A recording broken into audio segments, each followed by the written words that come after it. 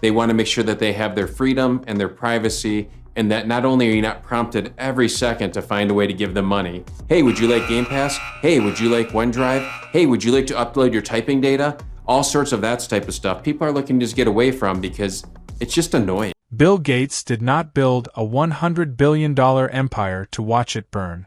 But right now, in 2025, that is exactly what is happening. Windows 11 is collapsing not from competition, not from a smarter rival, but from its own users walking away. And the hardware partners who spent decades selling Microsoft to the world are now publicly reducing their dependence on it. The biggest platform shift in computing history is not coming. It is already here. Let's start with the number Microsoft does not want trending. Windows 10 end of life hit October 14, 2024. That means right now, over 700 million machines are running an unsupported operating system with zero security patches. Not because users cannot upgrade. Because they will not. StatCounter data shows Windows 11 sitting at roughly 28% market share in early 2025, while Windows 10 still commands over 60%. Microsoft projected a very different picture by now. The gap between their forecast and reality is not a rounding error. It is a strategy failure. The resistance started the moment Microsoft revealed the TPM 2.0 hardware requirement. Any machine built before roughly 2016 cannot officially run Windows 11. Microsoft's own internal estimates showed over 50% of existing Windows 10 devices failed the requirement. Instead of rethinking the policy, Microsoft told half their user base to buy new hardware. Millions refused. They moved to Linux Mint, Ubuntu, and macOS instead. StatCounter recorded Linux desktop usage crossing 4% globally by early 2025, doubling from where it sat just 2 years prior. That sounds small until you realize the installed base of Windows means even 1% represents tens of millions of people. Then came recall. Microsoft announced an AI feature that takes continuous screenshots of everything happening on your screen, stores it locally, and lets you search your history using natural language. Security researcher Kevin Beaumont published a detailed breakdown showing the stored data was sitting in an unencrypted SQLite database accessible to any application with basic user permissions. Passwords, banking details, private messages, medical records, all of it sitting exposed. The backlash was immediate and brutal. Microsoft pulled the feature before the scheduled launch. They eventually brought it back as opt-in with encryption added, but the damage to trust was already done. Professionals handling sensitive data, lawyers, doctors, financial advisors, looked at Windows 11 and saw a liability they could not afford. The performance issue made everything worse. Independent benchmarks from outlets including Tom's Hardware and Puget Systems showed Windows 11 underperforming Windows 10 in real workload tests. DaVinci Resolve render times running 6% to 8% longer. Gaming frame rates dropping 5% to 10% on the same hardware. Application launch times measurably slower. Microsoft promised optimization and delivered bloat. OneDrive syncing in the background, Copilot monitoring processes running constantly, telemetry uploading continuously. Your processor is working for Microsoft before it works for you. Competitive gamers noticed it immediately. When your frame rate drops and your hardware has not changed, only your operating system, you start asking hard questions. Now the partners are answering those questions publicly. Lenovo, the world's largest PC manufacturer by unit volume, stated on an earnings call that customer demand for non-Windows devices increased 340% year-over-year. They are in active discussions with Canonical and Red Hat to ship Linux as a co-primary option across their mainstream consumer and business lineup. Dell quietly redesigned their homepage to give Linux laptops equal visual prominence to Windows machines. Their internal survey data showed 43% of potential buyers would choose a Linux laptop at a lower price point. When they launched an Ubuntu-loaded XPS 13 at $120 below the Windows version, First-month sales came in at nearly 3 times the projected number. Return rates told the real story. Windows 11 laptops returning at 26%. The Ubuntu version at 4%. Asus announced a shift of 40% of their consumer laptop production toward Chrome OS in 2026, projecting 8.2 million Chromebook units for the year. HP Enterprise flipped the default entirely. Their EliteBook and ZBook lines now ship with Ubuntu LTS as the recommended operating system. Windows is available on request. That sentence would have been unthinkable 5 years ago. This is where Bill Gates enters the picture.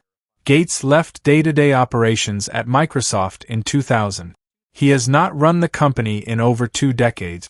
The fact that he is being pulled back into strategy conversations at all tells you how serious the internal alarm bells are.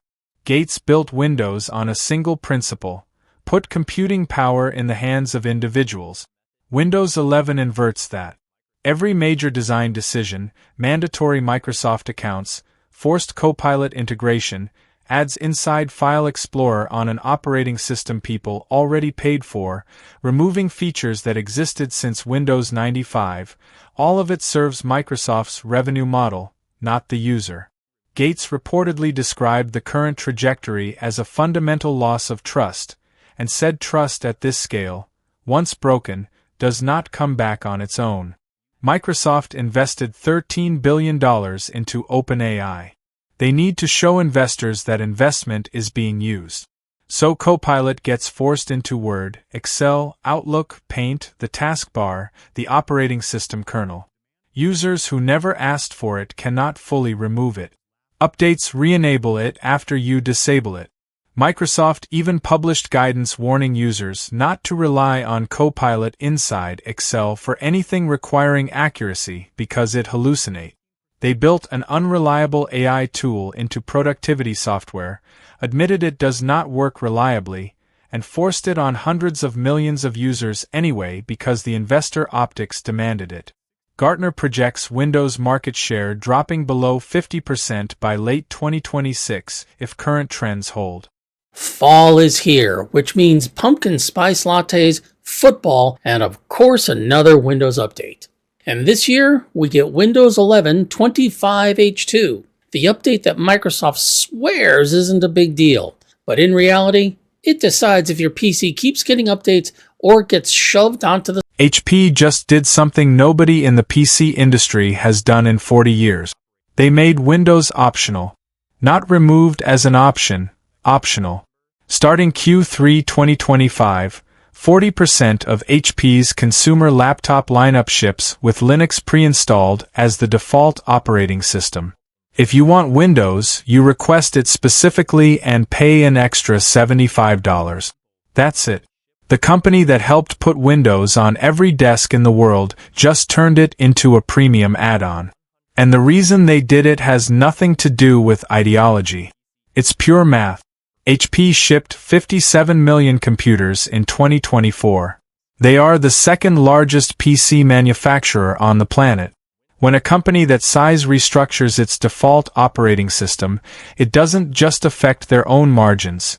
It sends a signal to every other manufacturer, every retailer, and every supply chain partner that the move is financially viable. This isn't a startup experiment. This is one of the 2 companies that built Microsoft's hardware empire deciding that Windows is no longer worth the cost of making it the default. The breaking point was Windows 11. When Microsoft rolled out Windows 11, they hardened the hardware requirements in ways that directly hit HP's cost structure. TPM 2.0 became mandatory. Specific CPU generations were required. RAM and storage minimums went up. For Microsoft, these were security and compatibility decisions. For HP, they were a manufacturing cost problem. A budget laptop HP could sell profitably at $349 under Windows 10 now needed to start at $429 just to meet Windows 11 spec requirements.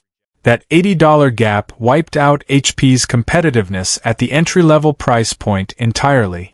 Customers didn't pay the difference. They bought Chromebooks instead. So in late 2023, HP's finance team ran the numbers. What does Windows actually cost per device when you account for everything? Microsoft's OEM licensing fee runs between $52 and $68 per unit depending on volume. That's paid before a single component is assembled. Then add $34 to $47 per device in additional hardware costs driven purely by Windows 11's mandatory spec floor. The TPM chip, faster processors, extra RAM, faster storage. Then support costs. HP's own data showed Windows laptops generated approximately 2.3 support calls per device over a 3-year life cycle at around $18 per resolved ticket. That's $31.50 per laptop in support overhead, and the calls weren't about faulty hardware. They were about Windows itself. Update broke my computer. Laptop slowed down after updating. Can't print since the last Windows update. HP was absorbing the cost of Microsoft's user experience problems. Then returns. 9.7% of Windows 11 laptops came back within 30 days, nearly 1 in 10 machines. Top reasons customers cited: too slow, too complicated, didn't meet expectations. The hardware was fine. Windows 11 wasn't. Each return cost HP around $68 in processing and refurbishment. When you stack all of it, licensing, hardware uplift, support, returns, the total Windows cost burden comes to roughly $138 per device on laptops selling for $400 to $600. That's up to 35% of revenue consumed by the operating system before HP makes $1 of profit. The economics simply stopped working. Before committing to any shift, HP ran a real test. In March 2024, they quietly listed 40,000 Ubuntu preloaded laptops on HP.com with no marketing, no campaign, just a lower price, $50 to $75 cheaper than equivalent Windows models. Those 40,000 units sold out in 11 days. Customer reviews averaged 4.6 stars versus 3.8 stars for comparable Windows models. Support call volume dropped 81%. Linux buyers averaged 0.4 calls per device against 2.1 for Windows buyers. The return rate fell from 9.7% to 1.8%. HP expanded the pilot in June 2024 to 12 laptop models. Sales exceeded projections by 340%. By December 2024, Linux laptops were 8% of HP's direct sales volume and the highest margin units in the entire lineup, 127% better margins than equivalent Windows machines. The data wasn't close. It wasn't a niche preference signal. Mainstream consumers, people who just wanted a working computer, were choosing Linux and keeping it. That changed everything internally at HP. Microsoft found out about HP's plans in November 2024. Not from HP, but through retailers already preparing their 2025 product lineup. What followed was a 3-stage response that failed at every step. First, Microsoft offered a 30% discount on Windows licensing fees, dropping the per-device cost to roughly $36 to $48. HP declined because licensing was only one piece of a $138 problem. A discount on one line item doesn't fix the hardware requirements, the support costs, or the return rate. Second, Microsoft threatened to pull marketing development funds, the cooperative advertising money they give OEMs to promote Windows PCs. HP reportedly receives around $240 million annually. HP's finance team put that number next to the $1.12 billion in projected annual savings from the Linux shift. It wasn't a difficult comparison.